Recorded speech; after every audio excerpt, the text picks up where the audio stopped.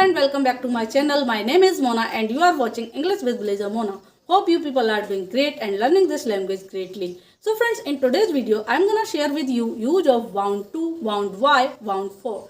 So friends, आज की class में हम ये तीनों यूज सीखने वाले हैं, bound to, bound by, bound for. तो फ्रेंड्स, इन यूज को सीखने से पहले हम जान लेते हैं बाउंड वर्ड के बारे में.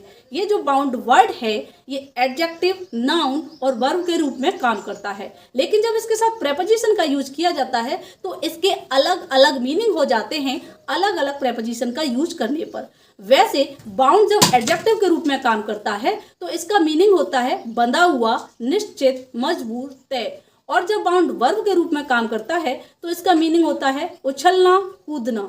और जब बाउंड नाउन के रूप में काम करता है तो इसका मीनिंग हो जाता है एक तरीके से सीमा, लिमिट, कुछ इस तरीके से. लेकिन जब इसके साथ हम प्रेपोजिशन का यूज करते हैं तो इनका अलग अलग मीनिंग बनता है और इनसे रिलेटेड जो सेंटेंसेस होते हैं वो अलग अलग सेंस देते हैं. So friends, without any further delay let's get started.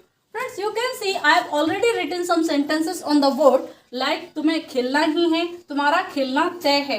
In sentences को दो अदर वेज में हिंदी में और बोला जा सकता है, तुम जरूर खेलोगे या फिर तुम खेलोगे ही.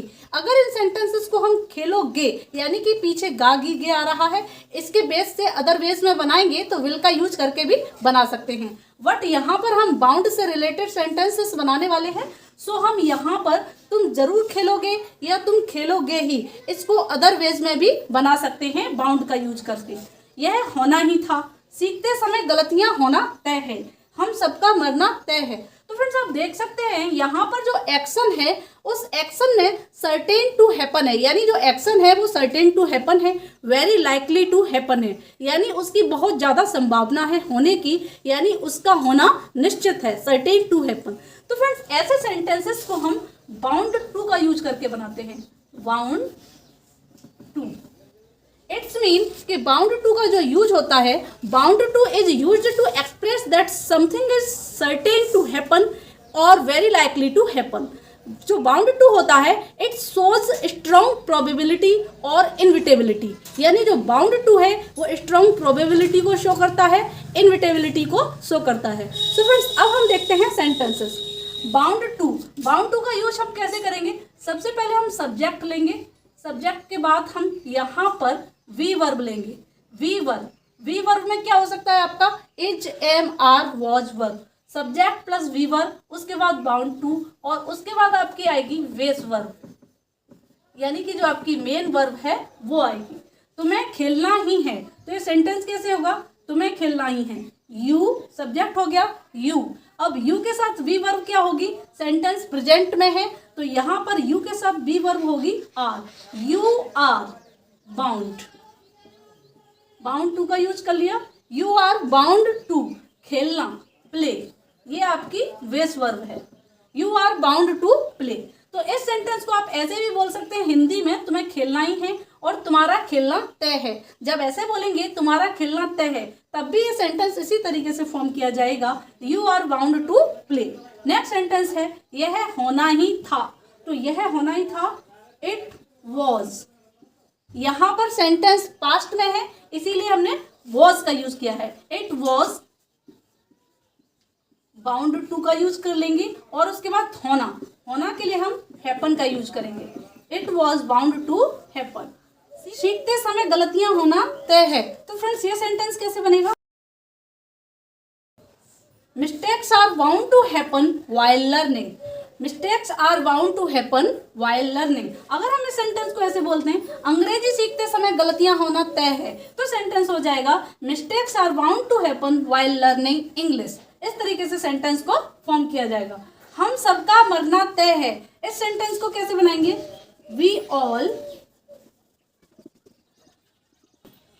We all are bound to pass away. We all are bound to pass away. इस तरीके से ये सेंटेंस फॉर्म होगा. यहाँ मैंने पास अवे का यूज किया है, आप डाई का यूज भी कर सकते हैं. मेरा जाना तय है, मेरा जाना तय है. तो फ्रेंड्स, इस सेंटेंस को आप कमेंट बॉक्स में टाइप करेंगे, then I will check your sentence is correct और इनकरेक्ट. सो फ्रेंड्स, इस तरीके से हम बाउंड टू का यूज करते हैं. बाउंड टू का यूज आपको अच्छे से समझ आ गया होगा. तो फ्रेंड्स, अब हम कुछ और सेंटेंसेस देखते हैं और इन सेंटेंसेस में बाउंड टू का यूज बिल्कुल नहीं करेंगे. किसका यूज किया जाएगा देखते हैं. सेंटेंस है मैं अपने वचन से बंधा हूँ, हम अपनी जिम्मेदारियों से बंधे हैं, हम सब समाज के नियमों से बंधे हैं। एक सैनिक अपने कर्तव्य से बंधा होता है राष्ट्र की रक्षा करने के लिए। तो फ्रेंड्स आप देख सकते हैं इनमें एक वर्ड आ रहा है बंधा हूँ, बंधे हैं, बंधे हैं।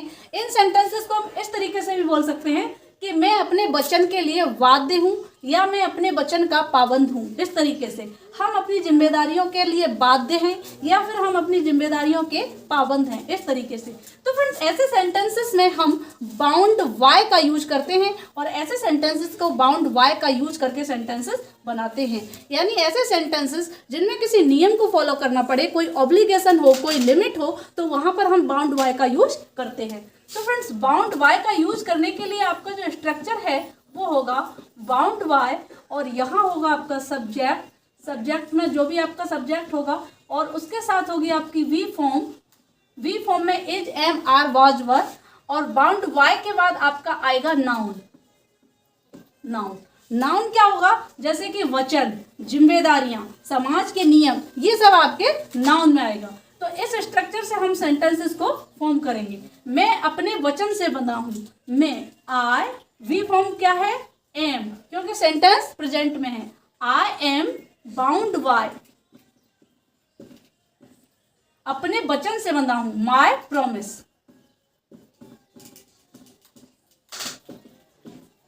I am bound by my promise. Next sentence है हम अपनी जिम्मेदारियों से बंधे हैं। तो ये सेंटेंस कैसे होगा? वी ऑल आर, यहां पर वी फॉर्म आपकी क्या होगी? आर, क्योंकि वी ऑल है और वी ऑल के साथ आर का यूज करेंगे। We all are bound by, sorry bound by, we all are bound by our,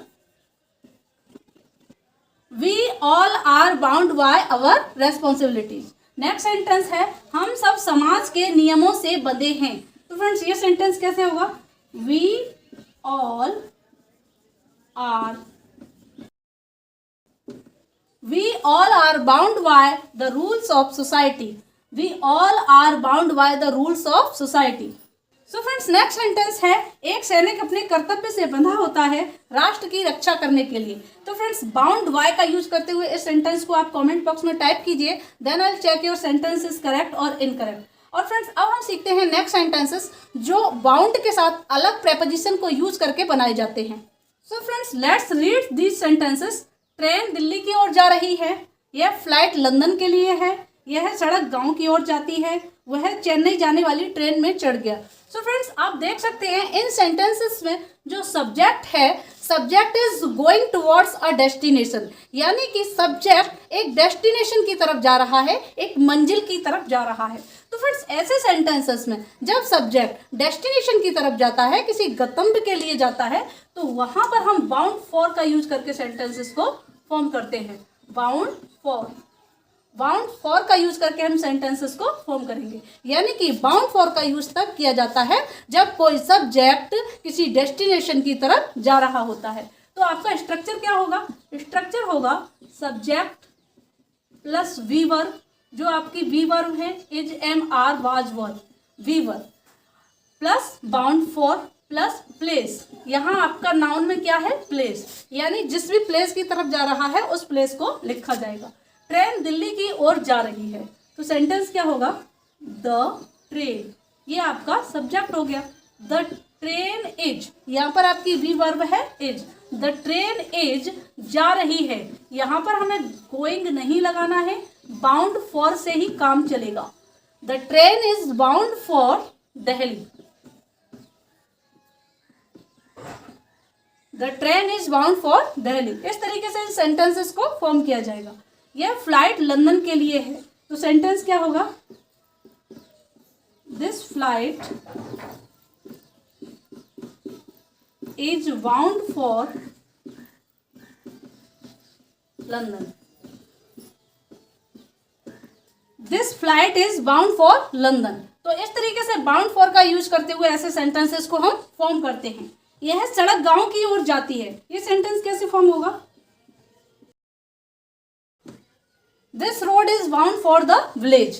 This road is bound for the village. Next है वह चेन्नई जाने वाली ट्रेन में चढ़ गया। तो फ्रेंड्स यहाँ सेंटेंस बनेगा वह चढ़ गया। पहले हम इस सेंटेंस को बनाएंगे, ही बोर्डेड। यहाँ ट्रेन में चढ़ने के लिए हमने यूज किया है बोर्डेड। ही बोर्डेड अ ट्रेन, ही बोर्डेड अ ट्रेन। अब यहाँ पर चेन्नई जाने वाली, तो इसके लिए हम करेंगे बाउंड फॉर चेन्नई।